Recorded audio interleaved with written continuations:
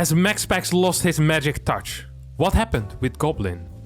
And why is aged cheese so much more expensive than young cheese? All of these questions will be answered in today's episode of StarCraft Today.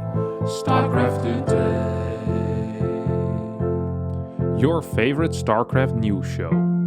Last Thursday saw the second part of Group B being played, which had a rather interesting standing at the start of the day. Maru in 4th, while DRG was in 1st. But of course, with 5 more matches to go, a lot was possible in this exciting group. The first series of the map was Beyond vs Creator, and it was the Terran player with the first point on the board, who, despite the poor start with a bad Cyclone drop, managed to bring back the game in his favor with an insanely good mid to late game fight, eventually leveraging the gained advantage into a map win. The second game saw Creator attempt some Stalker pressure, but Beyond, with the help of Triple CC and 3-Rex production, had plenty of units ready to deal with it and hardly took any real damage. The fast 3rd command center gave Beyond a major supply lead, which in turn allowed Beyond to easily win game number 2 as well with a straight up push.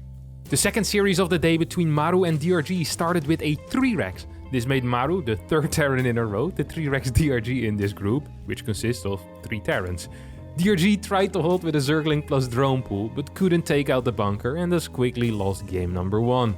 In the second game of the series, Maru opened up with a double battlecruiser rush and dealt so much damage with the initial 2 battlecruisers that when battlecruiser 3 and 4 showed up, DRG was forced to leave immediately, giving Maru the very important 2-0 victory. Third series of the day was a Terran versus Terran between Beyond and Cure. Terran versus Terran means tanks and marines shooting each other at high frequency, with in the end Cure winning after some cool drops on top of Beyond's tanks in game number 1. The second game in the series started with a mass Reaper strat out of Cure, dealing a lot of damage. Beyond eventually managed to counterattack with a lot of Reapers himself, and the game seemingly evened out, until Beyond attacked while Cure had combat shield as well as stim on his marines, and Beyond didn't. The Shopify Terran got surrounded and had to tap out, giving Cure the 2-0 win. In Dongregu vs Creator, we saw Creator open up with a successful Phoenix opener in game number 1. Creator then easily translated that lead from the Phoenix opener into a win by attacking with a maxed out Stalker Immortal Sentry army. In the second game of the series, Creator opted for a somewhat successful DT drop opener, taking out a couple of drones and forcing out some roaches.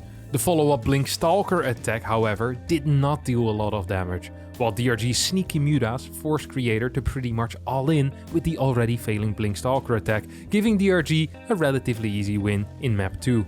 The final game of this series was a pretty slow Stargate game in which Creator felt safe until he wasn't anymore and practically died versus DRG's first real attack. Creator attempted a counter-attack but did not get the fight that he wanted, giving DRG the 2-1 win. The final series of that day was between Maru and Cure, and game 1 featured a proxy Cloak Banshee out of Cure. After that Cloak Banshee dealt some damage, Cure's follow-up 1 base all-in hit very hard, but sadly for him, not hard enough, as Maru barely managed to squeeze out a win. The final game in this series featured some heavy Reaper aggression out of Maru, which Cure simply had no answer for, giving Maru the win after only 5 minutes of game time. Those results led to the following standings in Group B: Maru in 1st, DRG in 2nd, and Cure in the 3rd place. And that brought us to the following bracket, which in part got played out last Monday. Kicking off with DRG versus Hero, which got to a 2-2 all tied up score after some intense back and forth gaming. In the final game of this series, we saw a fake cannon rush coming out of Hero. And to complete the Haas cosplay, Hero also decided to follow it up with a solid 5 Oracles, which in turn got followed up by a quick 6-gate Zealot timing. All of this putting Hero in a pretty darn decent position. Dongregu tried switching into Mass Muta, but got easily countered by Phoenix Charge-Slot Archon, and when Hero moved in to go for the kill, he got what he came for, managing to win Game 5 and thus advancing onto the semifinals versus Maru. Then came the 2 3rd place finishers playing one another in Gumiho vs Cure. Cure took a swift 2-1 lead in the series and also managed to secure a massive advantage in Game 4 after he took a very favorable engagement in the middle of the map. Gumiho was forced into a defensive posture and had to take every small edge he could find, slowly but surely crawling his way back into the game. This process got sped up when he took an extremely good trade on Cure's side of the map, establishing air control as well as map control at the same time and eventually allowing him to win the game and tie up the series. The final game of the series seemed to end in a quick and disappointing way after a simple Hellion Reaper attack killed a bunch of workers and infinitely delayed Gumiho's low ground command center. Gumiho decided that the only way forward was with mech and showed off some brilliant defensive mech play. Until, seemingly out of nowhere, he pulled the trigger and started making some aggressive move-outs with his mech, which proved to be quite successful and eventually led to a win in the game and in the series. That meant that the final series of the day would be Gumiho versus DRG, which started with 4 one-sided stomps. The first 2 games in favor of DRG and the next 2 in favor of Gumiho. The final game of the series wasn't much more interesting as Gumiho secured a massive lead after a triple drop dealt too much damage, forcing DRG to tap out minutes later. That leaves us with Maru versus Hero as semifinal number 1 in GSL Season 3 and Gumiho versus Ragnarok as our second semifinal upcoming Thursday.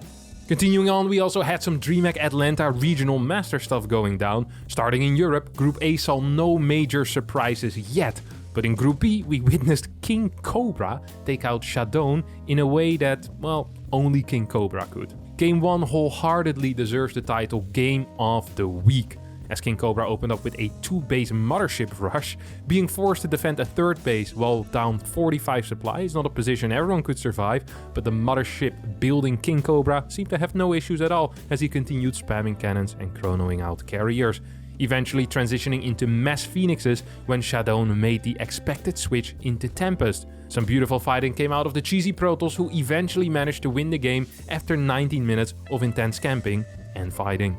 And in order to keep the average game length low, King Cobra then decided to just cannon rush his opponent and take an easy and quick win in game number 2, completing the upset.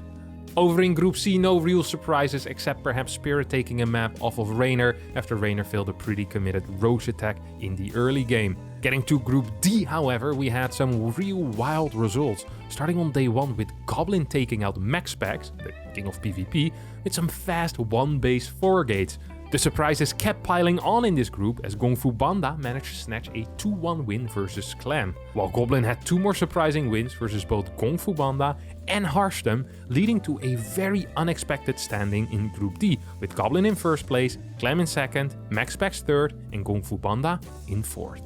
More surprising results happened in the Latin American region as we saw Cham win his first ever major event by taking out Special 2 times, once in the winner bracket finals and once in the grand finals with 3-0 and 4-1 scorelines respectively.